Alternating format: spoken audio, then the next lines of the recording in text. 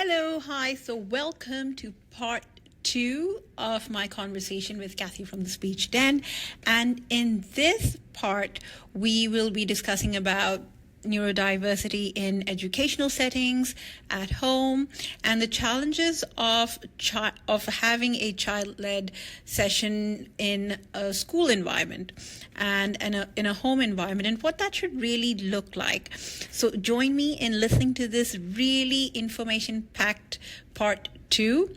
So I think in schools, I don't know about the system in Dubai, but certainly in the UK, our schools aren't all set up for neurodiversity affirming practice because of how just the education system runs. I think it's maybe easier in specialist provisions. I think if schools are willing to work alongside a speech and language therapist and an occupational therapist, where we're really thinking first and foremost about the sensory experience for the child. What is that classroom like in terms of their sensory experience? Because if their nervous system is all over the place because they're not regulated, because either they're hypersensitive and there's too much information coming in, or they're not getting enough sensory input, they might be seeking it. And that might include that, what you were just talking about, that constant scripting, because actually that is their way of helping them to regulate. So when I'm working with schools, we've just taken on an occupational therapist as part of our team, because I although I'm a speech and language therapist, I know that the key to children being able to communicate, being able to learn, is through regulation, and that includes their sensory needs and preferences. Wow. So that would be my first thing that I would be kind of like wanting to think about in schools. And then sometimes I guess it's just that, like, those moments of, well, if it's a mainstream school, it might be harder to be child-led throughout the whole day. Yeah. But what we can bring to schools is, well, let's think about this child's play preferences, their interests. How can we use these in their learning? So, for example, one of the children that I work with absolutely loves sea creatures. That's his special interest. He adores them. So working alongside when he started school, so he's in reception, which I guess there is still, quite a significant amount of play happening there, and working with his teacher and the teaching assistant in the class, going through what child-led play might look like for this young GLP. We talked about that so that when he was in that part of that session, they knew how to respond, how to communicate, what language to model. So there's a lot of work to be done with, I guess, supporting teachers and teaching staff, but equally acknowledging that it's hard for them because they're having, I guess, directives from much higher. But I think through demonstrating his learning, we were able to, the teachers were really, really on board with this young GLP.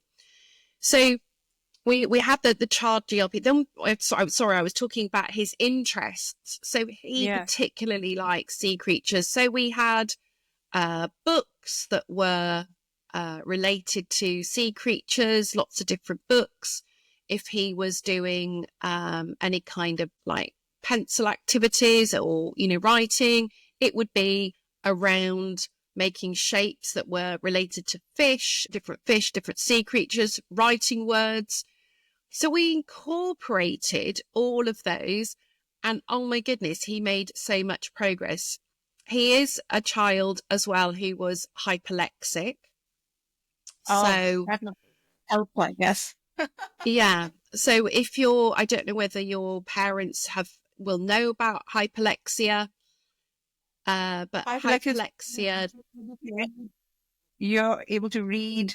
I mean, you can't. Your speech hasn't developed, but you're able to read, right? so Am I correct? sometimes children's speech has developed. It's not always that it hasn't, but it might be that it's usually describing children who are under the age of 5, who've not had any formal literacy training, but are Yeah. reading sentences, books even, Yeah. and My may son not was, fully. yeah, my son was, well, or probably still is, because he doesn't read as much now. But when he started reception, he could already read, but he didn't Yeah, have proper speech. He would just, like, it would be one word speech, and mostly yeah, using gestures to get his way around. But he could read. yeah. Yeah. Well, And that's I think that interesting. And it's a great strength. it If we is, know it is. that our children are able to do that, we must celebrate this, that it's a strength rather than, automatically saying, oh, they're reading, but they don't understand it. How do we know they don't understand it? Presume Absolutely. competence. Oh my God. I remember this moment when it was Mother's Day, and every child had to come in front of the mother, and then, say something about, how much they love their mom, and, give a rose and all that stuff. Okay. And I'm like, oh my God, my child can't say all of that.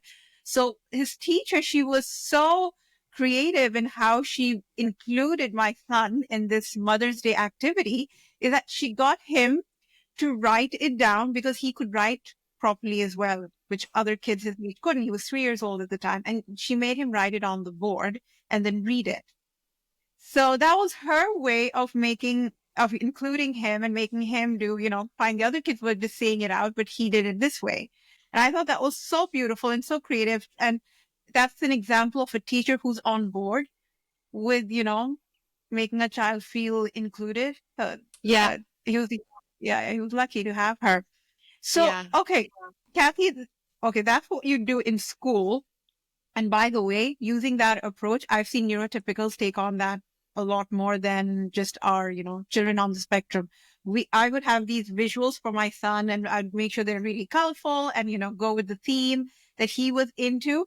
His peers would see it, and they would all start requesting that they want the same thing. All of them want that. Yeah. Exactly. It's not just for our kids, right? All kids learn like that. And it's yeah. just like our label. And so, we're like, no, this is just how, neurodiverse children work best this way. Yeah, and I think sometimes we can. I would say that if we're not sure if a child is a GLP, I would still use the same supports and strategies, because regardless, they're going to benefit. And I can think of children that I'm working with now who I had a hunch that they might be a GLP. They might be a dual processor, so they're learning both in both ways. Yeah, or they may not. And I've had to kind of then look at different supports as we move on. But I know that the supports and strategies, just as you were describing then, Farah, using those visuals, and that's something else I guess schools can really, and, be mindful of, is using visual supports, not as a way of, now if you do this, this is what you get next. It's not, we're not looking at reward bases, but we're providing visual cues, I guess, to help children understand what's happening and what to expect. So we're preparing them for things. Yeah. Yeah. So, okay. How would a parent be able to identify that, okay, my child is a GLP? And I get this from a lot of parents where, like, they can just repeat a script nonstop. And this is not, it may not be always to regulate themselves. It can also be because that's the only way they know how to communicate. Those are the Yeah. only, that's the only, those are the only few words or phrases they know. So if they're having a great time, they're just going to be repeating the same thing again and again and again. and Yeah. that's their way of engaging with you. So it can understandably be a bit exhausting for moms to have to answer the same question or be part of that script in the same fashion all the time. What would your advice be to, moms like that? How can they work around this? So I guess I'd want to know, is there a particular situation where that's happening? I can give you Um, one right now. I can give you one right now because I just had a parent who was talking about this, and they were in the elevator, and the child wouldn't stop, like he was just repeating, and she felt that, and it was a crowded lift with there were a lot of people inside, and it kind of got to her that he just wouldn't stop. So that was one example. okay. What would you So tell me? I mean, I think you've almost answered the question there, Farah. Can you imagine that sensory experience? I think sometimes what is helpful is getting into our children's experience. So we are not experiencing the same as this lady's son was experiencing. It's a crowded lift. I don't know how big he is. He might be quite small. I don't know that his mum was holding him up, but it could be, did he, was somebody touching him? Did he enjoy that? The unexpected movement of a lift. Think about the other noises, just people breathing, people coughing, talking, the heat. Think of that. Every single aspect of his sensory experience in that lift is going to be potentially quite overwhelming. If I'm really honest, I would also be saying, so what? He's talking non-stop. This is not my problem, or his problem. Actually, it's the problem with society, that we're concerned about maybe what other people might think, rather than, hey, you're saying that because this is helping you. I might just be saying, modeling language like, oh, this is hard. This is tricky. Don't like the lift. I might be saying something like that. Or if it's the opposite, oh, it's exciting. So it's validating our child's experience. Yeah. Exactly. That makes so much more sense. Use that, validate the child's feelings, what he's going through, and use that as an opportunity to model language. And if ever there's an opportunity then to say to people around, actually, this is really quite almost traumatizing being in this. It might be that he needs to use his words. This is him communicating that actually it doesn't feel safe in here. I think this is looking at that situation through a neurodiversity affirming lens. And I think that those are things that are absolutely crucial, that, we've still got a long way to go to helping others to understand. And I think social media has had a massive impact on all of this. I'm really aware what I haven't spoken about at all, Farah, is how parents might know if their child is a GLP. What would the signs be?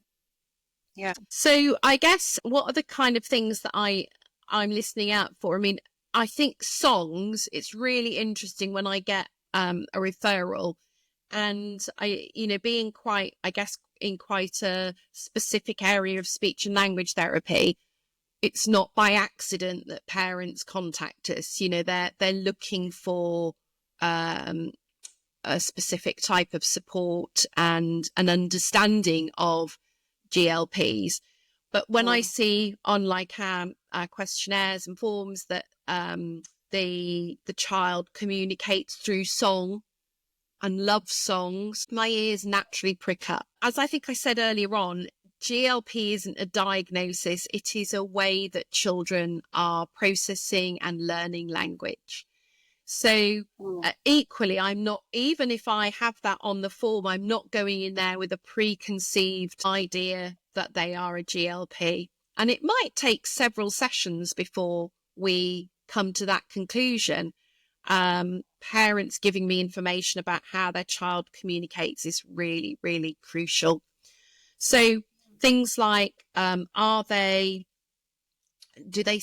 their voice, when they are talking, does it sound the same intonation patterns of something that they've either heard from the parent or from a media clip, TV program, a song?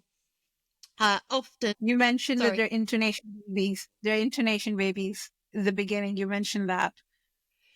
Yeah, so the intonation might sound exactly the same. So parents might have said something like, come on, we've got to go, in that sort of slightly impatient voice, for example, when it's, time to go to school, or they need to get out the door because they're going to preschool or kindergarten, and their child has picked up on that, and you can almost hear your own voice through your child. Back. And that would also be an example of what we call echolalia. So echolalia is when a child is repeating back exactly something that they've heard previously. And it can be immediate. So, for example, with the little boy that I was talking about with, let's get them in the box. He repeated that, and that was immediate in the moment. But again, later in the session, he used that little script, which was what we would call delayed echolalia. And delayed echolalia might be 5 minutes, an hour later, could be a day, could be a week. For some children, even a year later. But we know, actually, that surprised me today with repeating something that I know that he's heard over 10 years ago. I'm like, where did that come from? I think it's that recognizing maybe where it's come from, and what it might mean to him as well. Yeah. Sometimes our children may be using phrases that we think, gosh, that is really unrelated to the situation. So that might be another clue. Another clue is that they are maybe using pronouns like in a reversed way. So, can I dry that? For example, doesn't mean they want to dry it. They're saying it to you because what they've learned is a script where we've said, as well-meaning parents, can I dry that for you? So he'll say, can I dry that? Yeah. Because that's what he's learned. But what he means is, I want you to do it for me.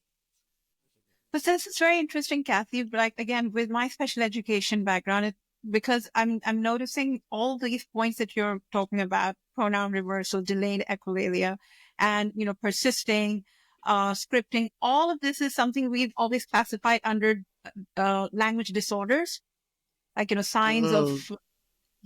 So now to say that no, we need to respect, support, and work with this. That is there's so much unlearning to happen here to be able to. There is. Yeah. And back in the really sort of dark ages, echolalia in some schools was almost considered, we need to try and stop this. I mean, we're talking years ago. But other things that.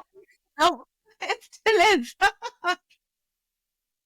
Oh gosh. Oh God. That makes me sad to hear that. But other things as well. We mentioned hyperlexia, so that ability to read before having any formal literacy. That is also a kind of clue that they may well be a GLP, because they're not learning the individual sounds. They're learning words, phrases, sentences, the whole. They're picking up the wholeness of it. Yeah. If children are, another sign might be that they're scripting from their favourite TV shows or media clips, just as I was describing Peppa Pig. I don't know what's very popular over in Dubai at the moment, but Bluey is one of our top. And what is that? Thomas Engine? I'm so out of it now. the engine, the train engine. What is that? Thomas the Tank Engine. Oh my God, yes. Yes, that one. So I guess there are some children who still love Thomas, but I think things like Bluey is very popular, which is an Australian dog. We've also got Peppa Pig. Hey Dougie is another one. The number blocks because of the numbers, but yeah, all those kind of things.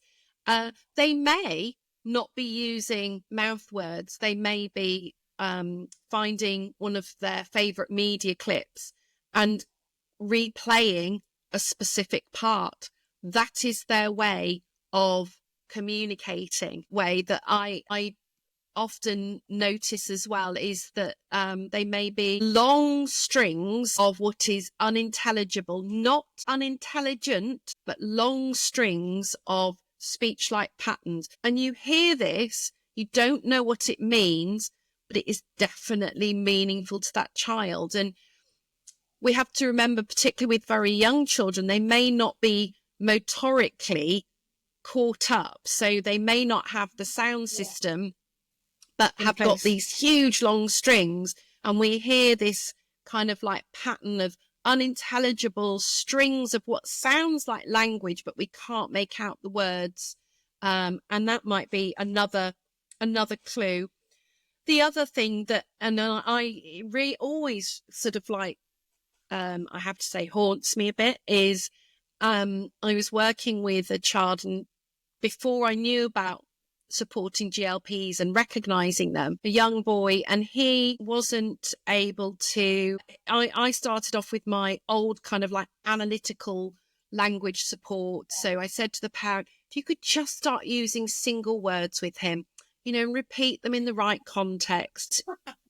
I have to live with that now, but I didn't know better then. I do know now. So it's not something that I would be recommending now. And he did make progress initially. He was then starting to use single words, but he got stuck. It didn't move on. And that might also be an indicator, is if children have had other therapies in the past or recently, and they're not making progress with the language support, that might be a clue that actually they are a GLP as well. Wow, that's an interesting one, because I get a lot of moms. They're like, our son's plateau. He's not moving. He's not progressing with the speech therapy thing. It started off well, but now it's not. But that's really interesting. Okay. Awesome. I think we've got so much information. I'm just trying to think, is there anything from a parent's point of view that... So I think, Farah, that one thing maybe like the top kind of 5 things that parents could do immediately. Oh, that would be nice. If you think your child is a GLP, even if you've got a hunch, you're not sure, what could you do? So the first thing is acknowledging that echolalia or scripts, the way that the child is using spoken language, it's communicative and it means something to them. So what are we going to do? Acknowledge it. If the child says, jump in muddy puddles, for example, we would say, yeah, jump in muddy puddles.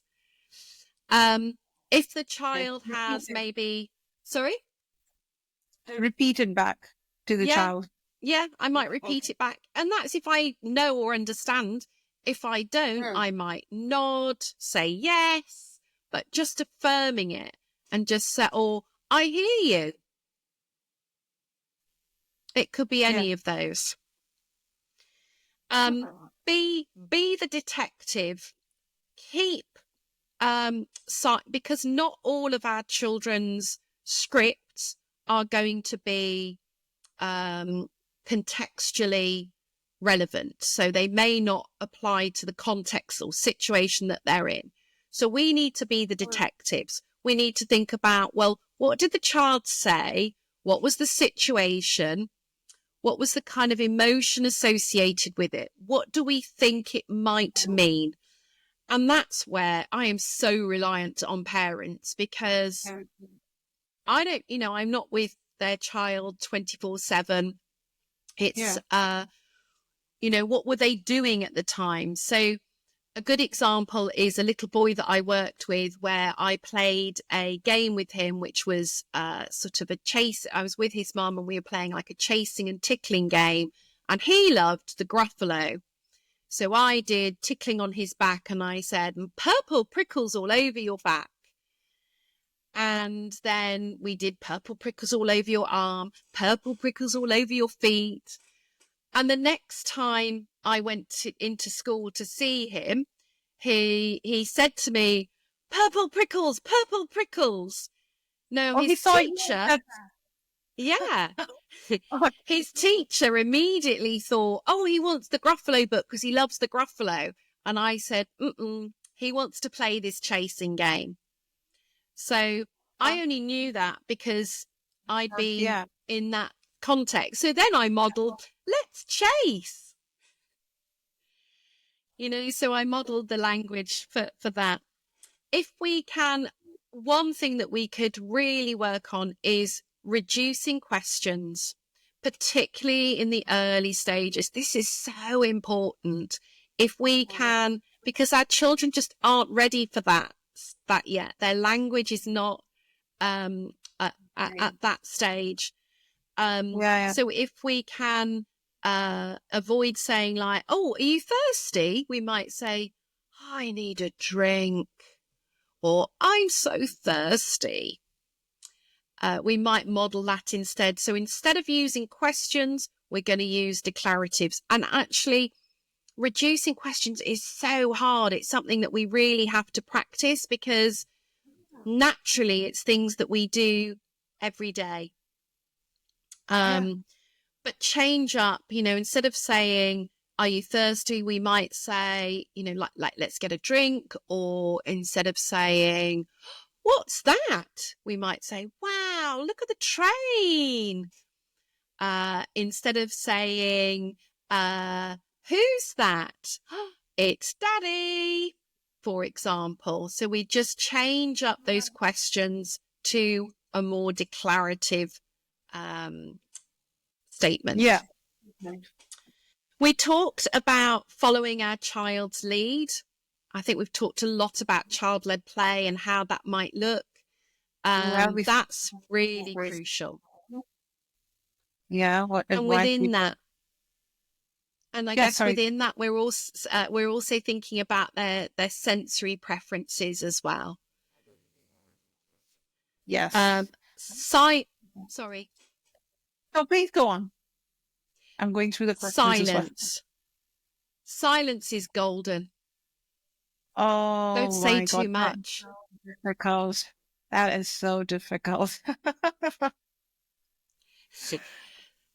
Oh God. Sometimes children with questions or even the need to comment every single minute, because whether you're asking a question or you're commenting, every time you open your mouth and you say something, the child is processing that. Yeah. And you're expecting some kind of reaction or interaction after, that comment that you made. So yeah, the silence is a bit tough. Silence is, I would say that it's really crucial. And I think through videoing lots of the sessions that I do, it makes you really aware of actually how much we talk and then how little processing time there is. And so if we are using our declarative language, you just said something that really made me think then, Farah, and that is model without expectation. So we are modeling language. We're not modeling scripts or gestalts. That's up to our child, what they're picking up on. But we're modeling language that we think relates to our child. So when we're following their lead, we're modeling language that relates to what they're interested in. And maybe it's sort of like with the purple prickles, for example, that's when, because that was one of his scripts, I changed it up to purple prickles all over his arm, purple prickles all over his legs, purple prickles all over his feet. Okay. You expand on that then. Yeah. Yeah. So just, it was meaningful to him in that moment. It might not be in another moment, so we're not, again, child-led means we're thinking about our child's perspective. And when we think about their perspective, we're going to change those pronouns. So instead of saying, oh, you look hungry, we might say, I'm hungry. I need a drink. I need a cuddle. Those kind of things. We're saying it from we're modeling from our child's perspective. So we're going to use first person or third person, like we, let's. We're going to use it from that perspective as well. This approach also helps with teaching self-advocacy skills to children. Absolutely. Right? Yeah. Right. It has such an effect on their self-esteem. Yeah, definitely. And I think that I would say that is probably one of the first areas that I'm looking at goals with families and with schools is self-advocacy. Is that I need to say, I don't like that. Stop it now. Yeah. So I worked with a little boy who, so I was working with one little boy, and if someone took one of his toys, he's got younger siblings, if he was, something was happening that was distressing, he put his hands over his ears and he screamed quite loudly and would cry. So we modelled in those situations, stop it, or I don't like it. And it worked really, really well for him. That was something that worked really well just by modelling that. Sometimes just before it was about to happen, so that he wasn't completely dysregulated, but we would just say, stop it, or that's mine. So self-advocacy was one of our key goals for him, because it was, it's just so important that our children are able to self-advocate and have a voice. Yeah. Yeah, that's a very important life skill to have and to start with. So thank you so much, Cathy. I think we've got we've got a lot covered. And I think I'll be watching this a couple of times because there's so much to unpack here. There's still so many things that I find myself doing. And, because when I heard you talk, and I'm like, oh my God, I'm just thinking in my head that's how I talk to my son, even now, even after knowing whatever I do know. So thank you so much. And we all do. We all do. I think it's a never-ending journey. There are things that we need to unlearn, but also we need to be, as parents, kind to ourselves.